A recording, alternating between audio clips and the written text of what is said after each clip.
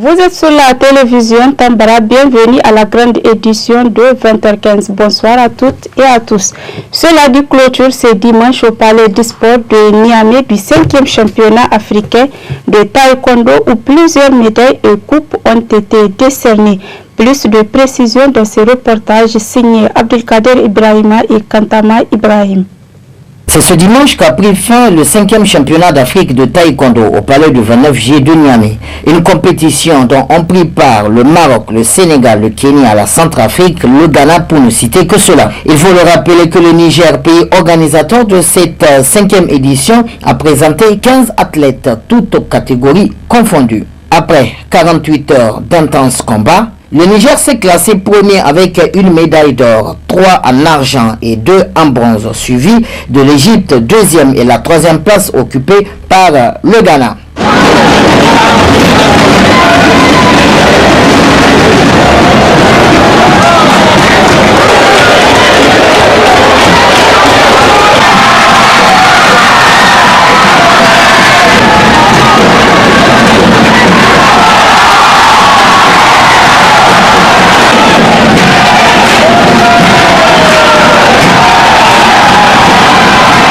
Une compétition qui s'est achevée sans incident et dans de très bonnes conditions.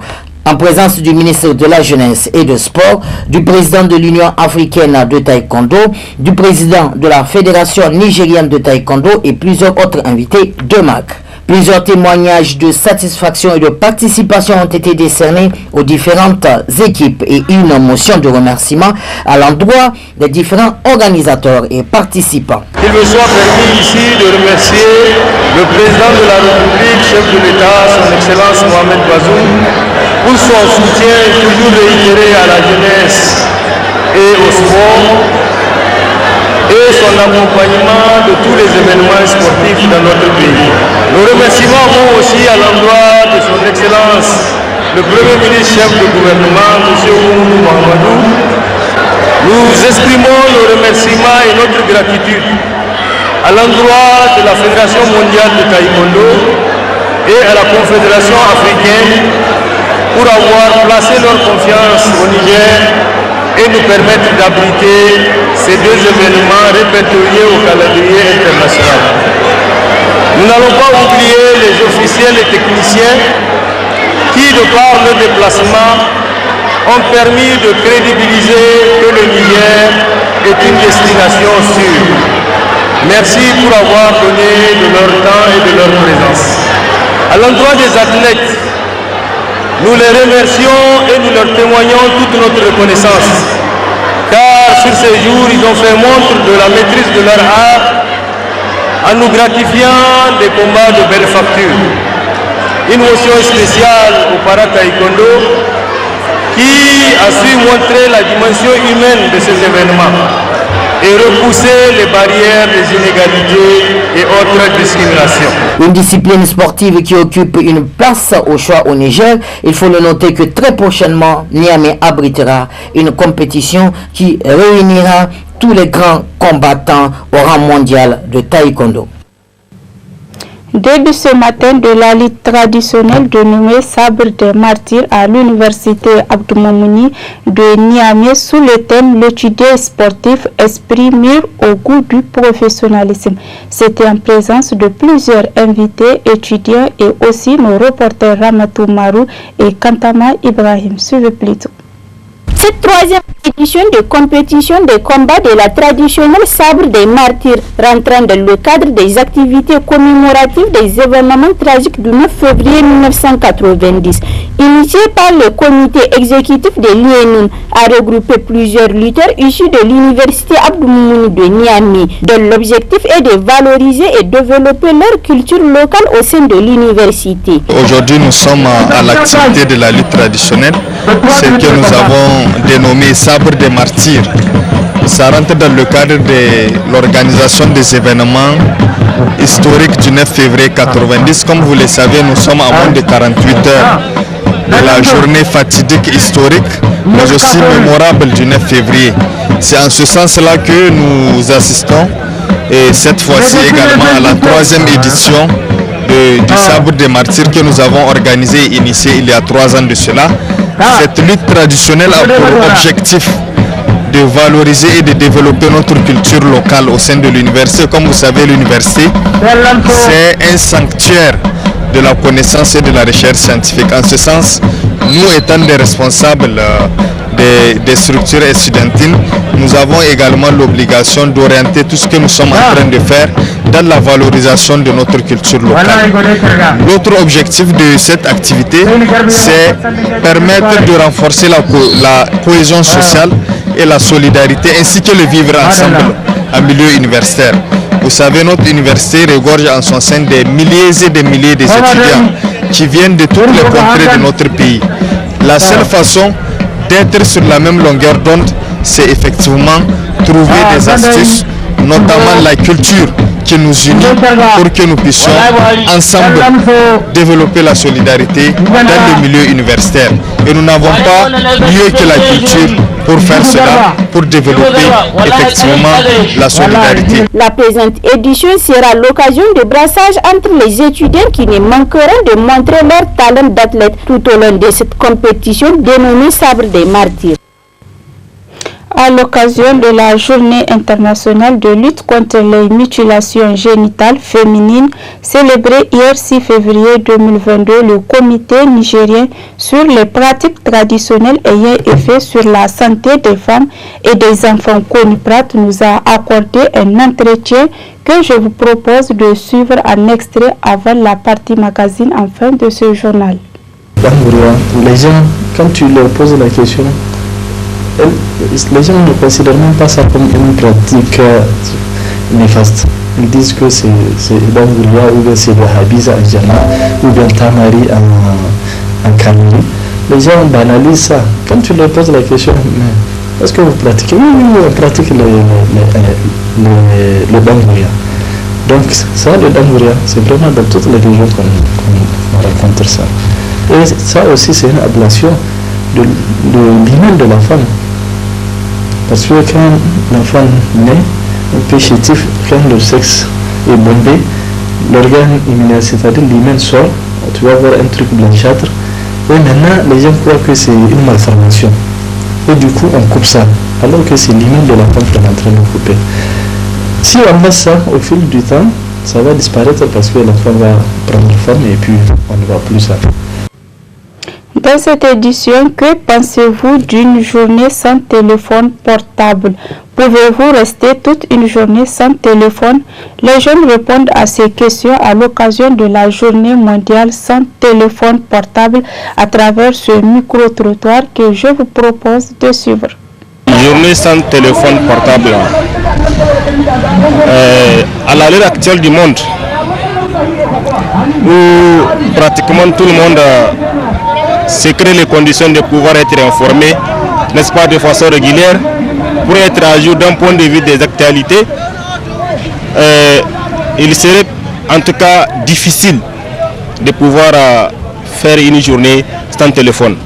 Mais je crois que c'est une très bonne initiative, dans la mesure où elle peut permettre, n'est-ce pas, à l'être humain de faire en sorte que son temps soit bien géré. Parce que vous n'êtes pas sans savoir qu'aujourd'hui, la majeure partie du temps que nous avons en termes de disponibilité est utilisé dans l'utilisation de téléphones portables. Ce qui fait que ça a beaucoup d'impact, même dans la vie professionnelle. Et c'est très important comme initiative de faire en sorte que nos réflexions soient orientées dans ce sens et que nous puissions, n'est-ce pas, utiliser les téléphones portables à bon escient. C'est-à-dire, si aujourd'hui nous avons une journée, 2 journées, voire 3 journées sans pour autant avoir utilisé son téléphone portable, nous pensons que ce temps sera utilisé dans autre chose. Peut-être dans la recherche, n'est-ce pas, de bien d'autres activités, peut-être dans la concentration dans notre activité professionnelle, peut-être dans d'autres domaines que nous pouvons encore imaginer. Je crois que c'est une très bonne initiative. C'est un appareil qu'on utilise à diverses manières. Bon, si je décide de ne pas prendre le téléphone pendant 24 heures, ça ne va pas me causer une gêne, en tout cas moi personnellement. Quand je laisse le téléphone, durant toute la journée, je préfère au moins prendre une œuvre, un roman ou une poésie pour lire, au moins pour approfondir ma culture. pour acquérir des connaissances. En tout cas, c'est un peu ça. Je ne peux pas rester toute la journée sans pour autant utiliser mon appareil. Parce que, sauf au cas où mon appareil est déchargé, ou bien sauf au cas où j'ai perdu mon appareil. Et vous l'avez constaté, nous sommes au 21e siècle. Tout se passe au niveau des téléphones. Tout se passe, les appels. Même parfois, pour enregistrer même notre programme, parfois nous utilisons ces appareils-là pour les enregistrer et également pour les exécuter. Donc, la journée-là, elle sera célébrée ou bien elle sera observée pour ceux-là peut-être qui n'ont pas d'appareil. Peut-être seules ces personnes-là peuvent l'observer comme il le faut. Mais nous ne pouvons pas. Connaissez-vous le processus de contrôle avant une course de chevaux? Suivez ce reportage de nos confrères de studio Kalangu réalisé lors du festival Doki Iska d'Anflani. Le cheval, cet animal emblématique est prisé pour son endurance lors des courses hippiques. Il y a un certain nombre d'exigences qu'on observe avant que le cheval ne fasse son entrée sur la piste de l'hippodrome.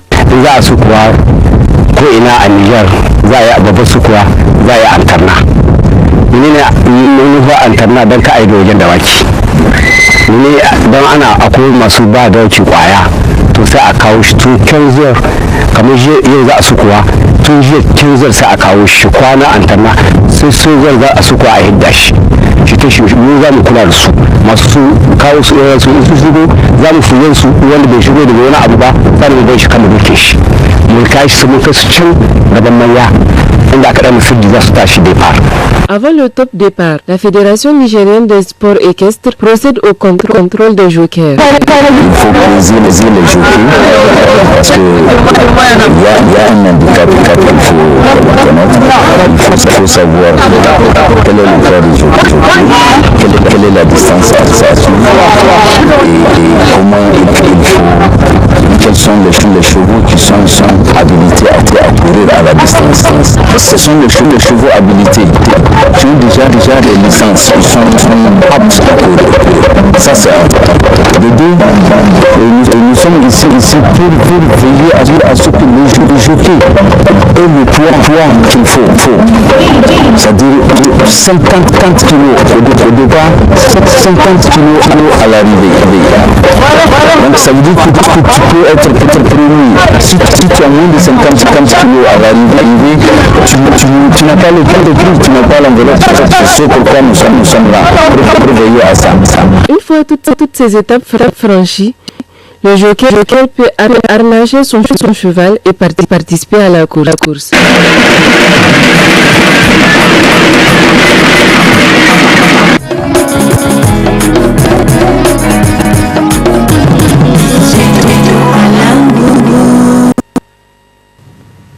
Place à présent à la partie magazine de cette édition consacrée à l'entretien que nous a accordé le CONIPRAT sur les mutilations génitales féminines. Très bonne réception et à bientôt.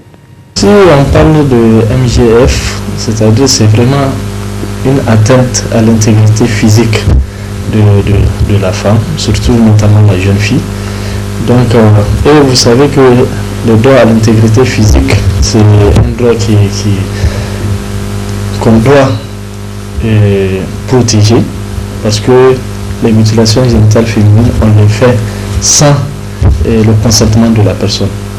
Et normalement, tout ce qu'on devrait faire à ton endroit, on devrait te demander si tu es d'accord ou pas. Mais malheureusement, cette mutilation génitale féminine, on le fait sans le consentement de la femme. Parce que la femme, on doit préserver son intégrité physique pour que la femme se développe comme tout être humain que Dieu a créé.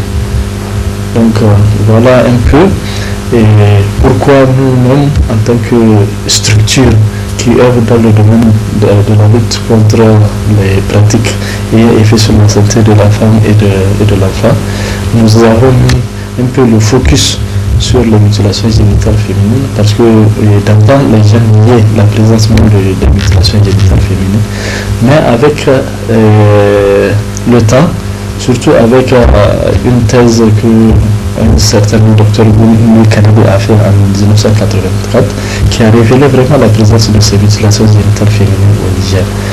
Et en 1992, on a eu la première enquête qui a révélé vraiment la présence de mutilations génitales féminines au Niger et aussi un certain nombre de pratiques traditionnelles qui ont des effets négatifs à la santé de la femme et de l'enfant. Donc au début les gens n'y mais au fil du temps, vu l'étude qui a été réalisée, qui a révélé cette pratique-là, les gens ont commencé à comprendre que vraiment cette pratique-là suffit au Niger. Et petit à petit, on est en train de briser la glace, comme on le dit, et les gens ont compris que vraiment cette pratique-là, ça suffit au Niger, mais surtout, ça suffit dans un certain nombre de contrées, c'est-à-dire c'est circonscrit, quoi. C'est-à-dire c'est pas toutes les régions ou même tous les ethnies qui le font, c'est vraiment circonscrit, parce que si on prend les MGF de type 1 et 2, vraiment c'est vers Tilaberi et une partie de Niamey et à Difa qu'on rencontre ces genres de pratiques. Mais si on prend le type 4 qui est le Dangouria, c'est vraiment toute la région qui le fait. Parce que le Dangouria, les gens, quand tu leur poses la question, les gens ne considèrent même pas ça comme une pratique néfaste. Ils disent que c'est Dangouria ou bien c'est le Habiza en Jana ou bien Tamari en Kanuri. Les gens banalisent ça. Quand tu leur poses la question, mais est-ce que vous pratiquez? Oui, on pratique le Dangouria. Donc ça, le Dangouria, c'est vraiment dans toutes les régions qu'on rencontre ça. Et ça aussi, c'est une ablation de l'hymen de la femme. Parce que quand l'enfant naît, un peu chétif, quand le sexe est bombé, l'organe immunitaire, c'est-à-dire l'hymen sort, tu vas voir un truc blanchâtre, et maintenant les gens croient que c'est une malformation. Et du coup on coupe ça, alors que c'est l'hymen de la femme qu'on est en train de couper. Si on met ça au fil du temps, ça va disparaître parce que l'enfant va prendre forme et puis on ne voit plus ça. En tout cas, nous devons nous féliciter parce que depuis 1990, lors de la création du comité interministériel qui a commencé vraiment à combattre la pratique des mutilations génitales féminines, jusqu'à ce que le comité a évolué comme une ONG en 1994. Donc aujourd'hui, la structure évolue en tant qu'organisation non gouvernementale. Mais en 1990, c'est vraiment un comité interministériel qui est logé au niveau du ministère. Mais au fil du temps, en 1994, les acteurs qui animent ce comité-là ont réfléchi et disent que bon, est-ce que si on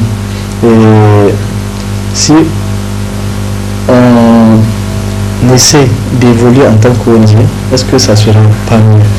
Et c'est comme ça qu'ils ont réfléchi, ils ont décidé à créer vraiment cette structure qui est une ONG aujourd'hui et qui est en train de faire vraiment un travail extraordinaire parce que depuis 1994 à aujourd'hui et en 1998, quand l'enquête EDSN, qui est l'enquête nationale en santé et démographie, quand ils ont réalisé l'enquête en 1998, on a révélé 5% du taux de prévalence des MGF au Niger. Mais grâce aux actions de l'ONG, aujourd'hui, nous sommes tombés à 0,7%. Donc ça veut dire qu'il y a beaucoup de travail qui a été fait grâce à l'ONG parce qu'on a mis en œuvre un certain nombre de stratégies, à savoir la reconversion des exciseuses, à savoir le dialogue communautaire, à savoir l'approche communautaire de protection de l'enfant. Voilà un peu les différentes stratégies que nous avons mis en œuvre en tant qu'ONG pour arriver vraiment à ce taux-là. Vraiment, les conséquences sont vraiment multiples et multiformes. Parce qu'à court terme, quand on mutile la fille, il y a des hémorragies qui peuvent survenir. Vous voyez, non? Il y a la douleur qui est là. Et à long terme, vous allez voir, il y a des kéloïdes qui peuvent se former autour du sexe de la femme. Il y a aussi au cours de l'accouchement, parce que quand la femme se marie, et qu'elle contracte une grossesse, au cours de l'accouchement, il y a beaucoup de conséquences que la femme peut subir. À savoir, non seulement les douleurs sont là, ça c'est inévitable, et aussi, comment dirais-je, le sexe, quand on mutile, tu vois, il y a si c'est mal cicatrisé, c'est difficile que la femme accouche. Des fois, il va falloir faire de l'épisiotomie pour pouvoir aider la femme à accoucher. Et là, si la femme est assistée dans un centre spécialisé. Mais imaginez-vous une femme qui est restée au village, qui n'a pas cette assistance-là, ce que ça va donner. La femme peut se déchirer, elle peut devenir une fistuleuse, parce que les contractions vont durer jusqu'à oh là là, elle n'arrive pas à accoucher d'elle-même, et jusqu'à ce que soit elle accouche, elle se déchire, elle devient fistuleuse, ou bien elle donne naissance à un enfant mort-né, ou bien elle-même, elle trépasse, parce que vous voyez combien c'est difficile. Combien c'est difficile. Et aussi, il y a l'éclampsie aussi qui peut survenir quand la femme est en travail. Vous voyez, tous ces aspects-là donnent lieu que vraiment il y a beaucoup de conséquences qui sont liées à cette mutilation génitale féminine.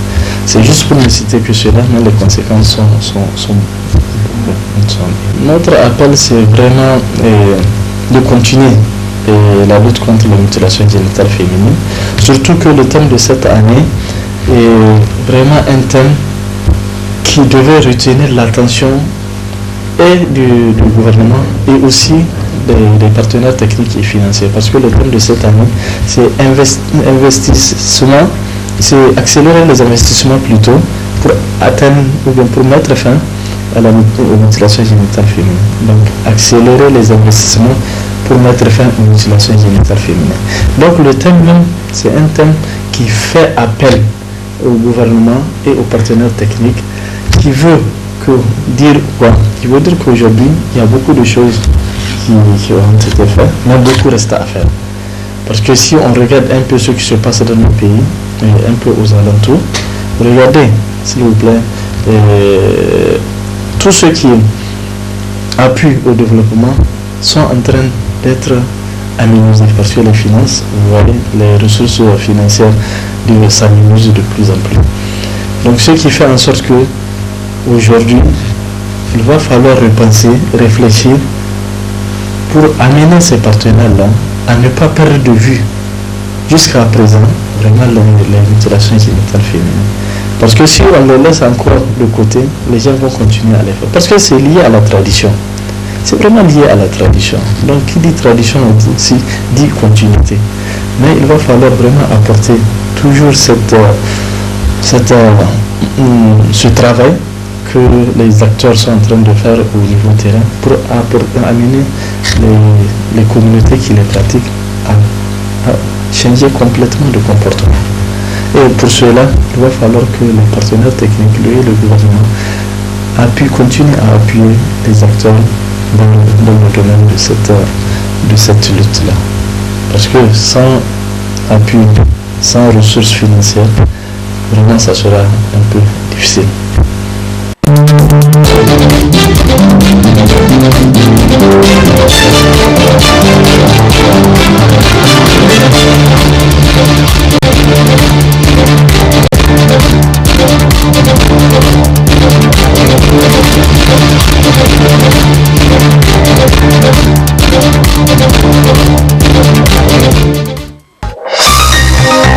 Ce journal vous a été présenté par STM Transport Voyageurs.